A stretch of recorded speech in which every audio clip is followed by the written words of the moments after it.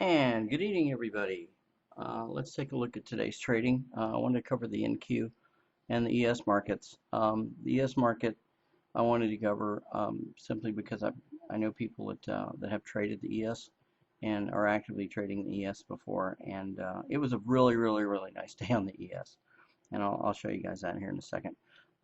There was a bit of divergence in the markets today, as you'll see at the about the 9:30 open. Um, we uh, we had oh we're looking at some of this price action here. Um, we had a little bit up and down motion here. Um, Price action came back down, popped back up, and then headed south. So if you gotten on a short down here, anywhere down here, you would have gotten clobbered when it came back up. Um, if you'd have waited here to do the short, Uh, some people typically wait, 15 to 30, 15, 20 minutes to get this choppy stuff out of their system or out of the market system. Um, if you'd have done that, waited for example, a 13 EMA crossover, or just played the 5144 crossover here to the upside and then came back down when it reversed. This is a super trend stop here. You can see the red and the green um, the green lines here. When you had a volatility stop, when you had the flip right here on the super trend stop, you could have gone short. You could have gone short here. Anywhere in here, the 13 EMA started to turn down. Price action tended to trade underneath it. So we could have gone down here. If you'd have kept your stop way up here, you could have ridden this guy all the way down to 57.8125, which is the Murray Math level down here, and then gotten out right here and reversed, either reversed or gotten back in long when price action came back up above that support level, had ridden it all the way back up here. So there was two really nice trades today. You might have gotten taken out in this particular area here. It didn't come down to the 34 EMA, but that was a pretty deep, it was a fairly deep pullback right here. It did cross downside down below the 5144 cloud, so that would have probably taken some people out at that particular point. So that was kind of the NQ. It was a little bit of a rough day, but I made 500 bucks today, so I was, I was happy. I got chopped up a little bit in here, and I figured it was going to come down a little bit farther in this area. Down in this area, down to between support and the 04 level, and it did not. It popped back up, so I had to, I didn't make as much on this down move as I had anticipated I would make. If I had just trusted my charts and again trusted the levels, it came right down to that level, and then a couple of ticks beyond it, you would have gotten filled and then reversed back up. Let's look at the ES. The ES was it was much nicer, much smoother. Let's flip over to that chart here. As you can see, I've got two arrows here. Those were your entry points off of the support, the Murray Math support level here. As you can see, on the NQ chart, we had all this downline, all this down movement here. Which we didn't have on the ES chart. The ES chart was pretty flat, a lot of choppy chop here. It just sat in this particular range for the first hour, and then about 11 o'clock it decides that it's going to go back up. Now, if you wanted to, you could have gotten in right here at 24.14 long, and just gone ahead and sat in that. If you place your stop. And what I will do is I usually place my stop one tick below that support -1 level. So your entry would have been at 24.14. Your stop loss would have been down at 24.1175. And as you can see, the market never even came close to that. So it was basically a very nice trade on the ES. The YM did something similar. I believe it did something similar this morning, but the ES was really nice. It just kind of chopped around here, and then at about 11 o'clock or so, decided that yeah, it was about 11 o'clock. Decided, hey, you know what? we're done with this choppy chop junk, and we're going to head north. So that's what she did. Headed north, and you can see, came up, came back down to cloud. If you'd kept your stop loss down here, um, or if you'd have done what I usually do, is I'll usually keep my stop loss down here in this area, in the 24.12 area, 24.11.75, until price action crosses that major support resistance line. At that particular point, what I'll do is I'll move my stop to break even +1 or break even +2 and let it ride up. Or I'll just take a contract off. I'm trading 2 contracts, take a contract off at that major support resistance level, which is 24.22, and then ride it back up. Basically we had the crossover that you would have gotten filled at right around, what was that? Yeah, right around a cash market close. If you want to continue to ride it up, if you got the chops to do that, you could continue to ride it up, and it's basically topped out at about 24.35.75. Right now it's pulled back to 24.34.25, and it looks like this is just a small pullback. It may be a reversal here. We are at a reversal level up at the Asian high. So this may come back down, but we'll see what happens. We'll see what happens in the overnight trade. Anyway, just wanted to kind of go through that very quickly with everybody. This is just kind of a quick recap on the day. Not a really great day. I mean, it was predictable if you play the Murray math levels. You saw where this turned down. This one was a kind of a false start. You would have lost that first trade. Second trade right here. You might have gotten out up here when it traded, when it closed above the 13 EMA right there.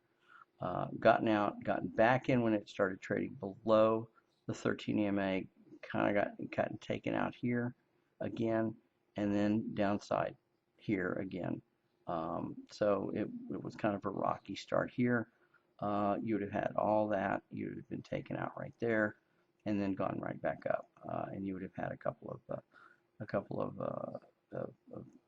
places where you'd have been taken out down here, taken out up here, and then gotten back into the trade. If you just trade the Murray math lines and say, hey, you know what, I'm going to trade this like I would have put my stop below 57.76.25 on a long trade, and then gone ahead and ridden that up and just said, you know what, I'm going for it.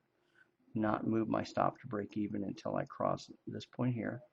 Or I'm sorry, this is the major support resistance line at the pivot point. Major support resistance line right here. So when I cross that major support resistance, I move my stop to like break even +2 or whatever. I could also follow this. See that that line right there. These lines right here are the super trend stops, as I mentioned before. You could have just went ahead and moved your stop up, or if you're doing automation, you can basically tell the computer to say, don't get me out until I cross that, until I hit that particular point or trade below it. Now you would have gotten taken out right there. When it pulled back right down here, you would have taken out that 2% stop, and then you would have been fine going up here. So using either the flip of the stop here or the 13 EMA to get in to the trade, and use the super trend stop to keep in the trade. You'd have gotten taken out here, or probably the best strategy, and I've seen this happen day after day after day, is going ahead and get into the trade, put your stop to break even +2 here at the major support resistance, ride it all the way down to the top support. Once you break above top of support, you reverse your trade, or you get back into the trade, take one off here, right here, move your stop to break even if you're trading 2. If you're trading just 1, just go ahead and move your stop to break even +2. You're in a no loss trade, and your target would be at that resistance line right there. And as you can see, that did not hit that resistance line until 1607, which is just after cash market closed, but the market was still open till 4:15. So that would have been a really nice trade. So anyway, Have an absolutely wonderful, wonderful trading day on Friday. Remember, um, usually Fridays, the range on the NQ is about 20 points. So watch that. Be careful of that.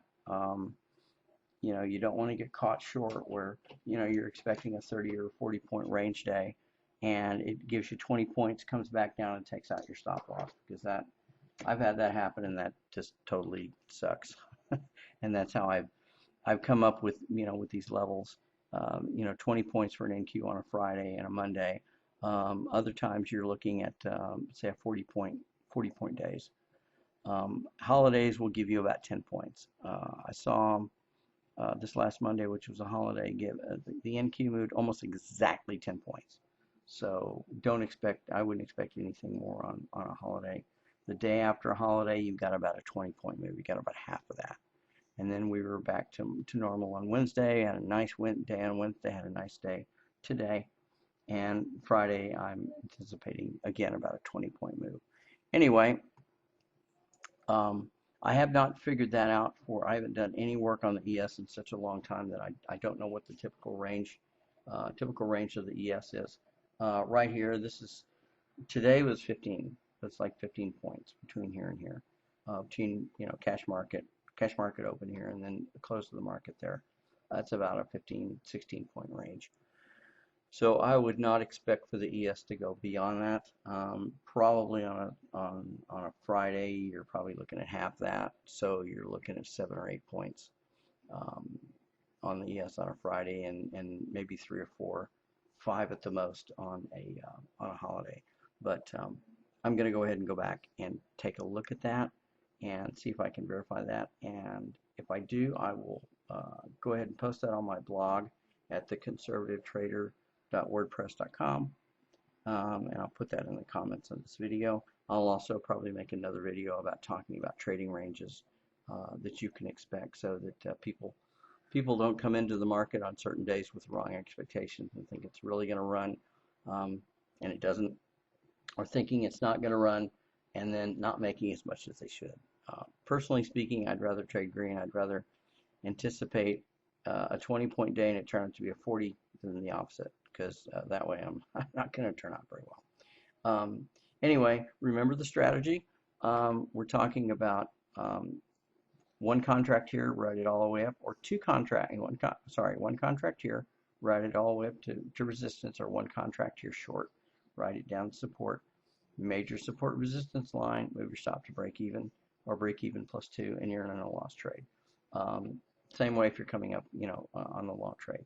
If you're trading 2 contracts, then take one off at your major support resistance line, which is right here, and then your last contract off here. If you're trading multiples more than 2, then you can divide those up. But remember, one off here. Also move your stop to break even +2, just to cover the cost of your trade, and you're good to go. By the way, this is the settings on this particular chart. Oh, whoops, sorry. The settings on this particular, this is copied over from a 10-minute chart on the ES, and I believe this is a 64. Yeah, it's 64 with a 1.5 square with multiplier. The NQ, which is about twice that, you're looking at 128 right here, 128 with a 1.5 multiplier. So that's pretty much my standard, and I'll look at that standard on a 10-minute chart, and then project those down to whatever chart that I'm working with, like the 10-7 chart. I'll project those levels down. So anyway, and you can see it came down. It came up here the day before and then came back up to this particular level because it just didn't have time at the end of the day. Came back down to this level here to support, and then up to resistance, and now it's keep climbing right there.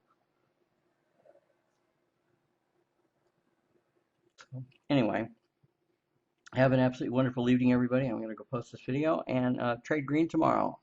If you don't want to trade green on Friday, you don't want to trade on Friday at all, I wouldn't blame you. But if you trade tomorrow, trade green. Thanks a lot. Thanks a lot for watching. See ya.